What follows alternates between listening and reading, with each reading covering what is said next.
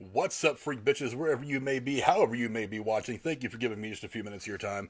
Plenty of movie news to go over tonight, but one little bit of news that did break out today, and I didn't really have a chance to dig too much into it, is the first really big domino has fallen in the last, of all the movies that have been pushing the releases back and back and back to avoid theater shutdowns for the pandemic. It has been announced by Warner Brothers earlier today that Wonder Woman 84, the highly anticipated sequel to Wonder Woman that came out, 2 years ago now, I think it seems like forever ago.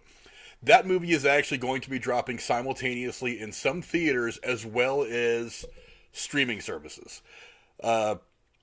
It was going to have to happen to one of these bigger movies. I think Tenet kind of set the stage for what we could expect. I think Warner Brothers knows what they're going to get out of it. They're thinking they don't want to wait until next spring to do this, because honestly, who the hell knows what the environment is going to be like next spring when the theaters finally start to open up. They figure it's best to cut their losses, get the movie out there, get people seeing it, so they can move forward with all their other production plans. And like I said, I kind of thought they were going to wait for a theatrical release and not mess with the straight-to-video stuff, but I guess they're just thinking right now that they just want to cut their losses. Go ahead, get it out there for public consumption so that people can see it, and they can start moving forward on their production plans for all their other DCEU stuff. So who the hell knows? What's up, Casey? I can see you, buddy. But, yeah, so right now, that's all I really know about it. I haven't had a chance to dive too much into it because I had a bunch of other stuff going on today. I might make a video about it sometime later tonight or tomorrow. We'll have to see. But anyway, there's lots of other news that I wanted to go into first.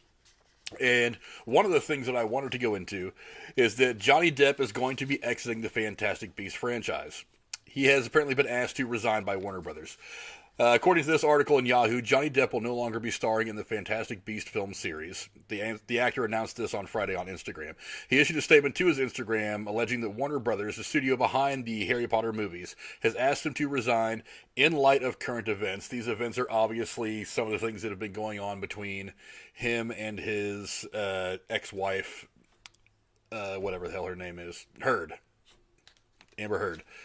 Warner Brothers confirmed that Depp's departure and said that the role will be recast. We now know that it has been recast. We'll go into that in a second.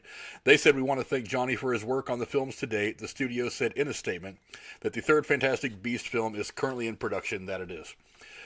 Johnny Depp did say that, as I get some pictures organized, Johnny Depp did say on his Instagram post, he said, "Firstly, I'd like to thank everybody who has gifted me with their support and loyalty. I have been humbled and moved by your many messages of love and concern, particularly over the last few days. I wish to let you know that I have been asked to resign by Warner Brothers from my role as Grindelwald in Fantastic Beasts, and I have respected and agreed to that request." I have a lot to say about this. For one, I'm not overly fond of firing actors for personal life shit. It's kind of it's a very slippery slope, because you have to decide exactly what personal behavior isn't acceptable, and it could be different for other people. What's up, Randy Viper? I see you in the chat, buddy. Look, one of the things that bothers me about this is there is an absolute hypocrisy going on at Warner Brothers with the way they treat their actors. Obviously, they've asked Johnny Depp to step aside because of the stuff going on between him and his ex-wife, Amber Heard, involving domestic abuse, just a lot of ugly stuff.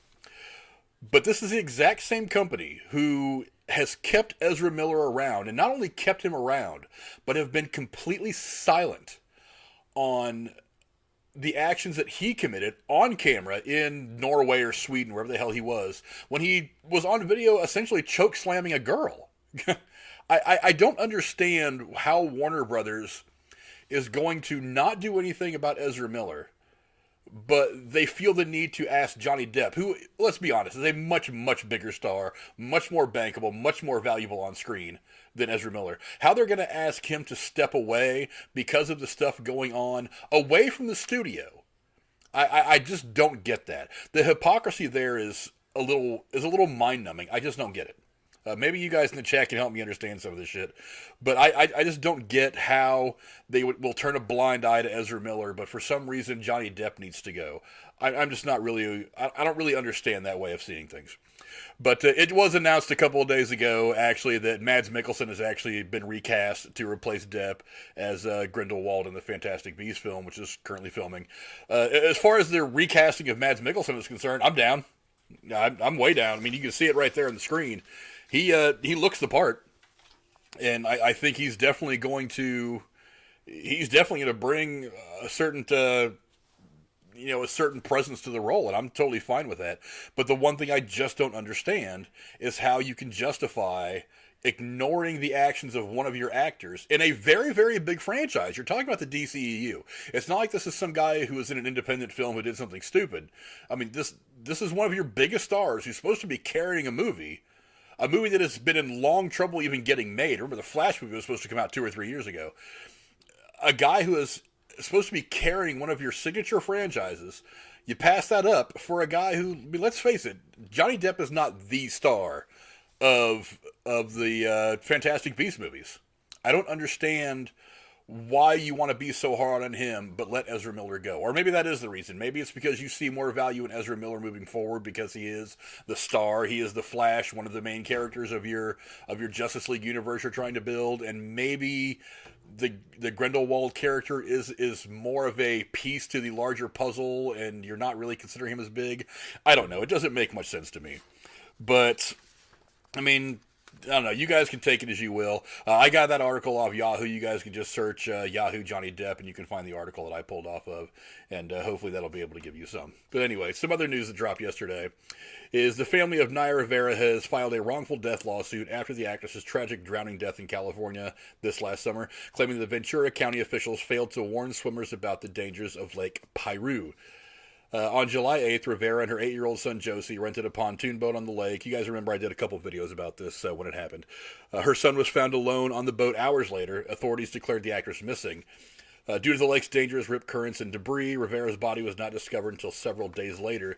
She was 33 years old when she died. And let me adjust some more pictures here. The lawsuit was filed Tuesday on behalf of Rivera's son, on behalf of Rivera's son and estate, which is an interesting distinction to make from a regular lawsuit. It claims the pontoon rented to Rivera was not equipped with a safely accessible ladder, adequate rope, an anchor, a radio, or any security mechanisms to prevent swimmers from being separated from their boats. The lawsuit said the boat also lacked any flotation or rescue devices, which is a direct violation of California law that requires pontoons longer than 16 feet be equipped with flotation devices. The lawsuit said that Lake Piru lacked a single sign warning swimmers of the dangerous waters, winds, or low visibility.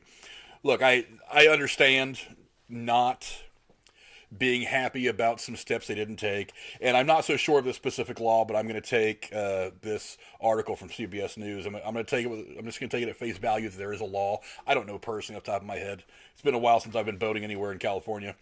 But there are a couple of things here that kind of trip me out here. One is that the lawsuit was filed on behalf of Rivera's son. Now, I don't think Rivera's son necessarily cares. He's 8 years old. He's still reeling from the loss of his mother, I assume. Not to mention he was there when it happened, which I'm sure has left a little bit of an imprint on his psyche. And I do feel for the kid, I really do. But I feel like it was filed on behalf of his son to make more of an emotional plea to whatever judge or jury is going to be hearing this case, rather than to actually hear it on its own merits. What's up, Bodark? I see you, buddy. Look, I can tell you right now, I've been boating, fishing, and swimming at reservoirs in California when I was a kid. More predominantly up in Northern California near Redwood City. I spent a lot of time at San Antonio Lake and at Lake Nacimiento when I was a kid. One of the things you learn very quickly if you're growing up in an area with a reservoir is that reservoirs are a different kind of body of water. Not only are they a water source for local residents, but the foliage, the trees underground, I mean, there's a lot of things in there that if you're not careful can be very dangerous to swim around. This is something I knew growing up as a kid 25, 30 years ago. Not only that, but Naya Rivera actually had a lot of experience at Lake Piru. It was a place that she went to regularly. So she had to have known. I'm trying to get you off. I swear to God, Joe, I'm trying. I'm talking about Naya Rivera. She's on the screen. If you can't get off of that picture, I don't know what to tell you, buddy. But she had to have known exactly what the conditions were at this lake. So as far as finding fault in something that the county did or something that the people who are operating the lake did, I really don't understand where you can find that. Now, here's where they're going to end up winning this lawsuit, though, is if it is, it probably is, I don't know for sure, if it is a violation of California law that this pontoon of greater than 16 feet, which I assume it was, I don't know the measurements of the pontoon, be equipped with flotation devices, and it wasn't, then by all means, hit them up for some money, get what you can out of it, and put some money aside for this kid. That's fine. But I find the idea of filing the lawsuit in the name of her son a bit silly. If you're going to sue, sue. Now, I can tell you exactly what's going to happen with all this. The people who have been named are, Ventura County United Water Conservation District and the Parks and Recreation Management have been listed as defendants. They said that at least 26 people from children to fit adults have drowned in Lake Piru since it opened recreational facilities in 1959. I got to be honest, 26 people for that amount of time is not a huge number. It sucks that any of those people had to die, don't get me wrong. I'm not trying to lessen the impact of their death. But the reality is people drown in bodies of water. People drown in the ocean. People drown in swimming pools. You have to understand how to act in a body of water so that you're not putting yourself in more and more danger. After the disappearance, deputies said that Rivera had experienced navigating Lake Piru, just like I said, and even the most experienced swimmers could succumb to the lake's dangerous rip currents or get tangled up in the debris. There's a lot of shrubbery and sticks that we had to break through as we were going through, so it was kind of like a braille search, said Max O'Brien, who was one of the divers that was active in the search for her remains. The law firm, who really cares? I'm not going to name the law firm. I don't give a shit about them. Naya's family and Josie's father, Naya's ex-husband Ryan Dorsey, have expressed gratitude for the outpouring of support from Naya's many fans and have requested the public respect their privacy as they continue to grieve. Yeah, that's kind of a normal statement. Look, I get it. I really do. You're sad, you're grieving, you want somebody to pay because you want it to make some sense, fine. In the name of the child, I don't know. I wonder how much of that money that kid's actually going to see. And maybe I'm just being cynical because I don't really trust anybody in Hollywood anymore. I'd never really trusted anybody in Hollywood. But whatever. I don't understand. I don't understand the point of suing anybody. But like I said, if it's a violation of some law, then by all means, put them on blast in court and get some money out of it. But to put this in the name of the kid to me is just silly. Anyway, on to the next slightly interesting story. Michael B. Jordan has been named the sexiest person alive. I'm sorry, the sexiest man alive in People magazine for 2020. John Legend's reign as People's sexiest man alive is over because Michael B. Jordan is officially joining the long list of hunky A-listers who have held the title. The magazine unveiled its 2020 pick on Thursday, November 17th, on a TV special. Michael, who came out on the show dressed in a hazmat suit, because it's 2020 after all, revealed his identity after host Jimmy the Dickhead Kimmel and viewers at home took guesses. I think that's a really fun way to do things, and I wish they'd have done some shit like that a little more often for other things, but whatever. But, the actor is, he said he's feeling extra pressure to maintain his appearance. Well, when you're playing a bunch of superheroes, that's going to happen. He said, I think the expectation now is a little unreasonable. He joked just a little bit, but it's a cool title to have. Prior to the announcement, Legend shared his pick for successor and explained why he felt so ready to pass the torch to someone new after a funny and humbling 365 days as the sexiest man alive. What's up, Brody? I see you, buddy. That's the one title I'm pretty sure I'm never going to hold as sexiest man alive. But more power to Michael B. Jordan. There's a lot of talk about the potential of Michael B. Jordan coming back somehow into the fold of the MCU and taking over as the Black Panther, King of Wakanda. Maybe, since the unfortunate loss of Chadwick Boseman. We'll have to see what Marvel's going to do with that. They may have a plan in place already. I don't know. He says, I have appreciated the whole experience. I've been trying to have a lot of fun with it, but I'm so ready to relinquish this title. That's what John Legend said. Let's see. And judging from some corners of the internet's reaction to last year's news, Legend had just one contender in mind. He actually named Jason Momoa as a possible contender. Whatever. I'm not in the habit of checking out guys to see if they're hot or not, but, I'll leave that up to you ladies to decide and tell me in the comments below whether you think this is a real thing or not, whether you think this is a good thing or not.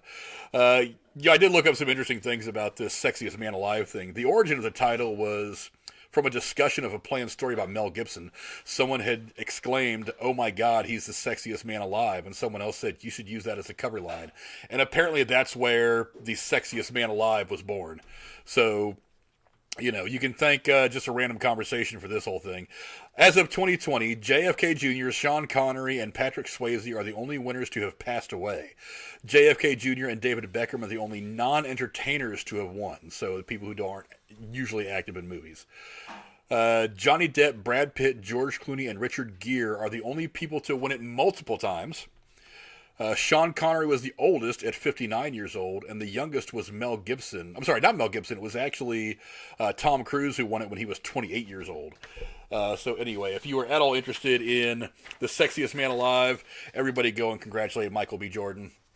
Yeah, whatever. Look, I'm not gay, but if I were a chick, or if I were gay, I'd do him. Whatever. Not afraid to say it. I'm totally secure in my manhood to say that. Another thing that came up over the course of the last week was big name director David Fincher, who's made a lot of movies I really, really like. He actually criticized Joaquin Phoenix's Joker as a betrayal of the mentally ill.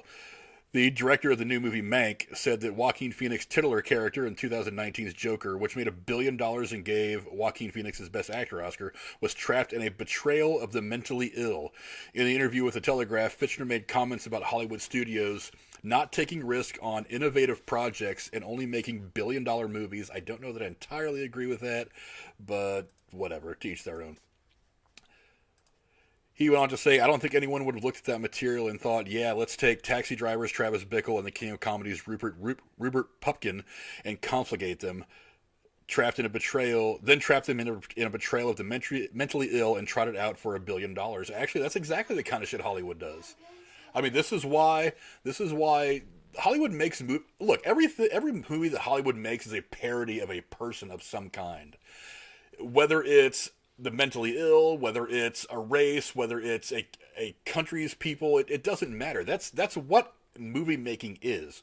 You are making a portrayal the way that, whether it be artistically honest, wildly outlandish, just to get people to go watch it, whatever. It's your version, your portrayal of a person or a group of people. So I don't really understand that, but whatever.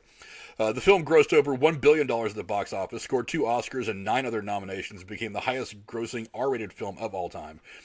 He did go on to say something that I found interesting. He said, "I'm sure that Warner Brothers thought at a certain price and with the right cast and with De Niro coming along for the ride, it would be a possible double or triple. But I cannot imagine that a movie like that would have been released had it been 1999. Here's something that I want to point out about that time frame that he points out in 1999.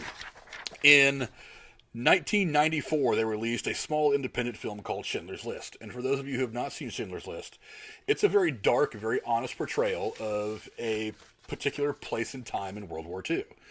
And yes, it had to do with concentration camps, all the bad stuff that the Nazis did to the Jews, things like that. As a matter of fact, Steven Spielberg, who made the movie, had trouble selling it to some of the studios because they didn't think that people would want to go see a sad, horribly dark film around the holidays. And now Schindler's List is in the discussion for greatest movies ever made. And it's because people are willing to, even in this time, in the mid-late 90s, people were willing to take very artistic, very hard views of specific things like the persecution of the Jews, mental illness, and actually try to portray them in a way that would help people who aren't affected by that daily get a visual and try to take in a little bit as to what it was like. So, I mean, I'm not buying that. Also, I just disagree with his take overall. I thought it was a very honest view of a modern man on the edge and what can happen when you're pushed over by the environment. Because if you really pay attention to Joaquin Phoenix's character in the movie, he doesn't start the movie as the murderous madman. He starts the movie as a man whose life is very much shitty. I mean, his mom's obviously got her mental problems. That gets explained off over the course of the movie. So he's very much on the fence as to whether he can fall to one side or the other. Now, he has a couple of instances that happen in the movie that lead to him falling off to the side of the fence that turns him into that psycho. So yeah, I actually thought it was a perfect representation of what it's like to be someone with a mental disorder in today's world. Brody, if you haven't watched The Joker, look, I'm telling you right now, it's a horrible comic book movie, but it's a great character study. Honestly, I said this when I did my review, and you guys can go back and watch it. Joker to me is Walking Tall.